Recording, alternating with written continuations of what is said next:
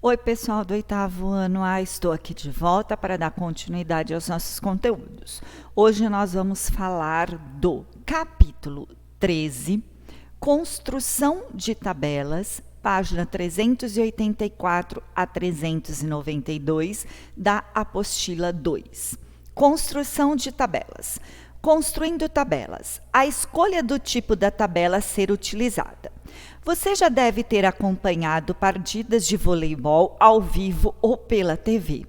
Deve ter observado que a equipe técnica inclui muitas pessoas e que várias delas ficam observando dados em pranchetas eletrônicas e computadores portáteis e fazendo anotações a todo instante.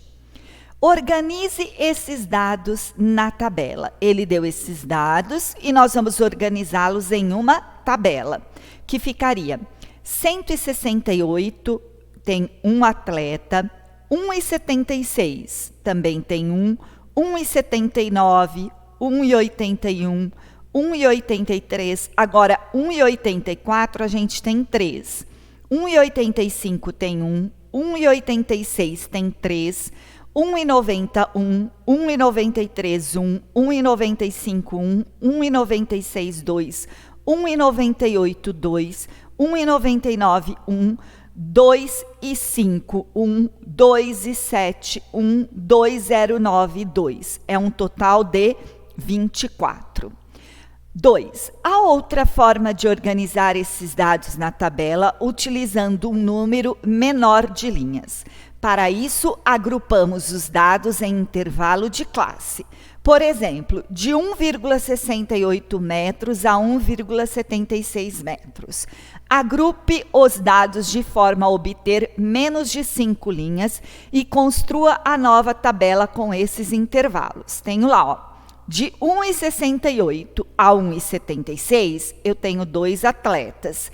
De 1,77 a 1,85, 7 atletas. De 1,86 a 1,94, 5. De 1,95 a 2,03, 6. De 2,04 a 2,12, 4. E também dá um total de 24. Em qual das tabelas dos itens anteriores não há perda de informações? Justifique. Espera que essa questão ia gerar um pouco de discussão se nós estivéssemos juntos.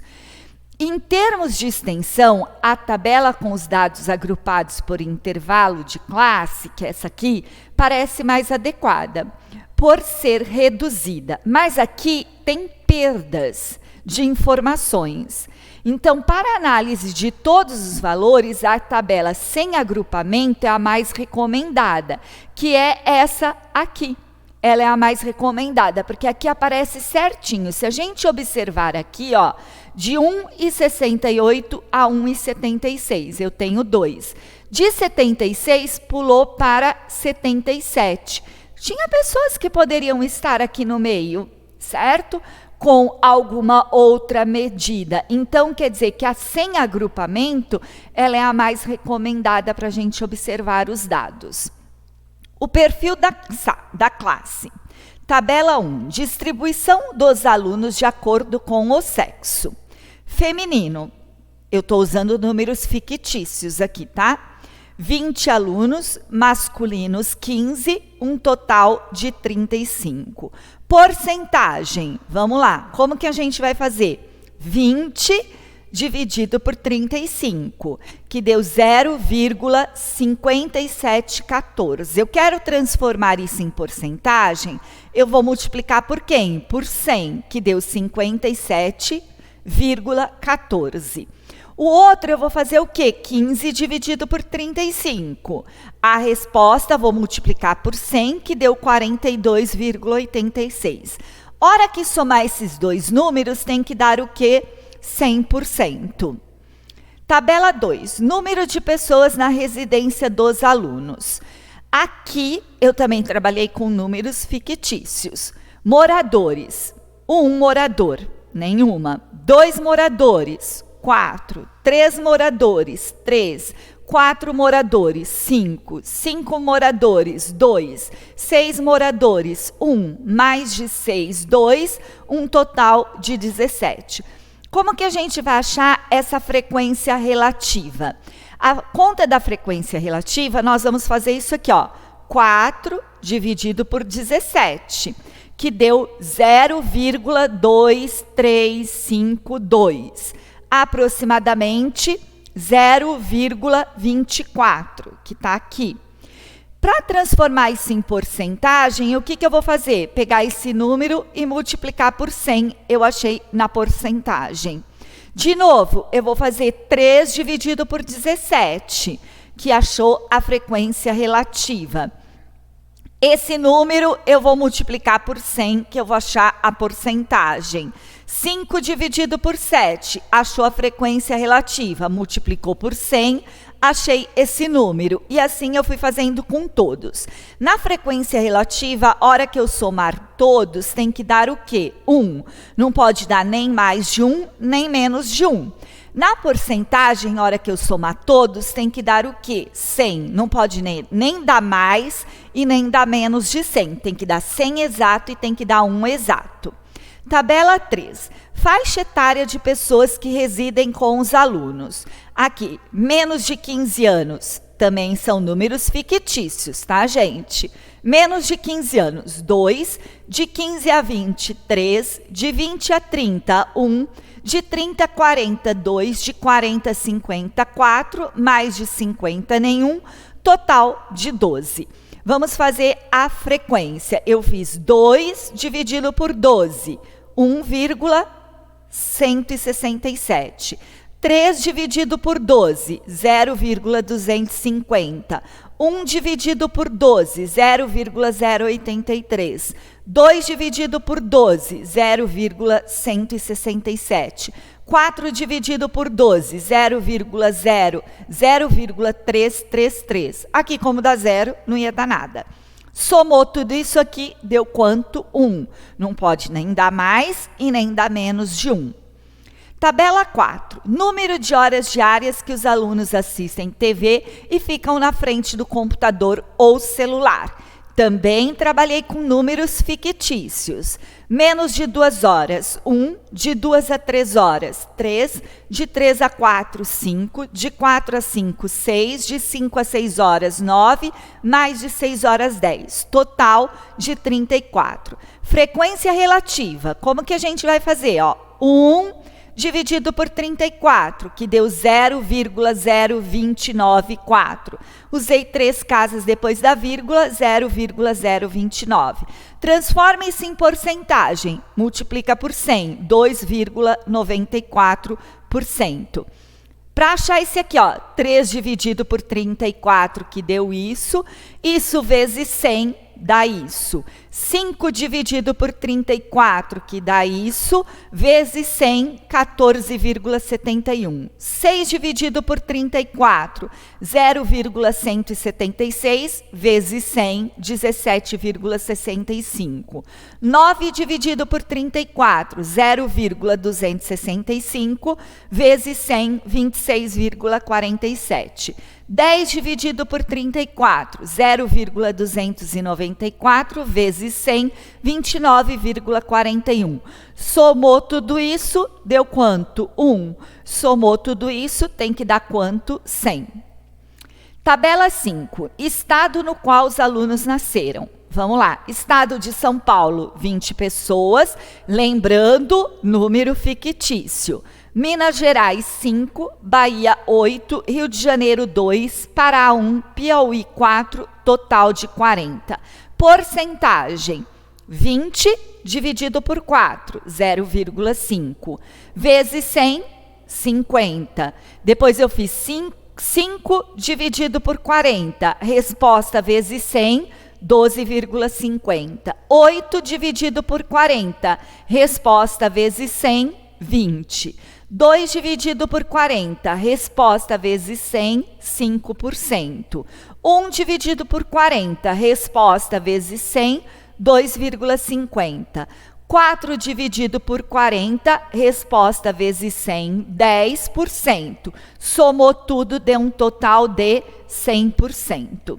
Tabela 6. Número de animais nas residências dos alunos. Novamente, trabalhei com número fictício.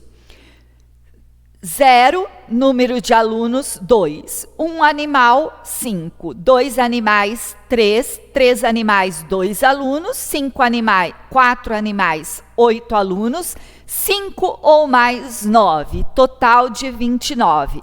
Porcentagem, de novo, 2 dividido por 29, 0,0689, vezes 100, 6,90.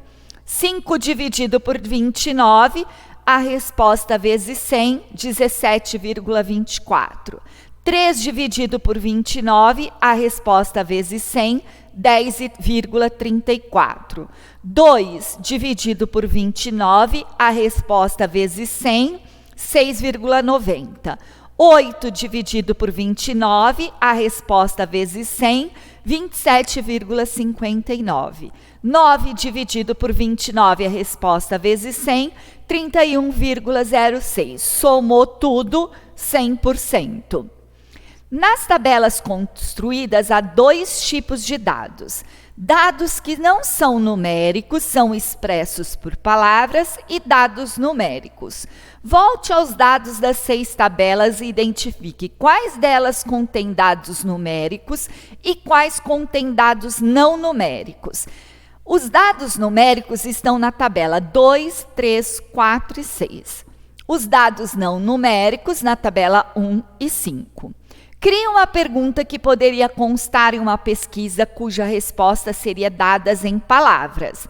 Isso aqui é pessoal, eu só dei um exemplo. Uma pergunta possível seria: qual é o seu grau de escolaridade? Você vai ter que me responder com palavra. 1º grau, 2º grau, ensino superior, doutorado, mestrado, enfim. C. Escreva uma pergunta que poderia constar de uma pesquisa e cuja resposta seria um dado numérico. Também é pessoal, eu dei um exemplo. Qual é o salário da pessoa responsável por sua família? Aí você teria que me responder: R$1.000, 2.500, 3.000, 6.000. Você está me respondendo em forma numérica. 3. Considere as tabelas cujos dados são numéricos. Observe que há uma diferença na forma de representar esses dados na tabela. Qual é a diferença? Quando uma forma de apresentação é melhor do que a outra, a gente espera que vocês observem que em algumas tabelas os dados numéricos estão agrupados, como na tabela 13 e 4, e em outras eles não estão agrupados, como na tabela 2 e 6. As tabelas com dados não agrupados, elas são mais adequadas, uma vez que não há perda de dados, e nós já falamos isso. No entanto, elas podem ficar mais longas, o que dificulta a leitura e organização dos dados em gráficos. É importante discutir essa questão no momento da correção. Então, quer dizer, as que não são agrupadas, elas são tabelas que têm... elas não têm perda de dados, elas são mais completas, vamos dizer assim. Porém, na hora de montar gráfico dessas tabelas, esses gráficos iam ficar mais longos, mais extensos, mais trabalhosos. E se for as que são agrupadas, que têm uma perda de dados, o gráfico vai ficar mais fácil. É possível determinar a moda, a média e a mediana dos dados dessas tabelas? Se sim, determine-a. Se não, justifique a impossibilidade.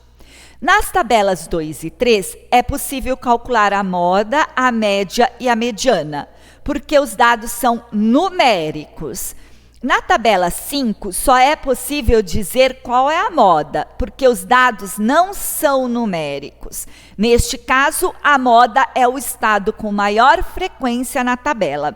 Então, quer dizer, quando a tabela está em dados numéricos, a gente consegue determinar moda, média e mediana. Se ela não está em dados numéricos, se for a resposta com palavras, a gente só consegue dizer quem é a moda dessa tabela. Variáveis quantitativas são as características que podem ser medidas quantitativamente, ou seja, representa valores numéricos.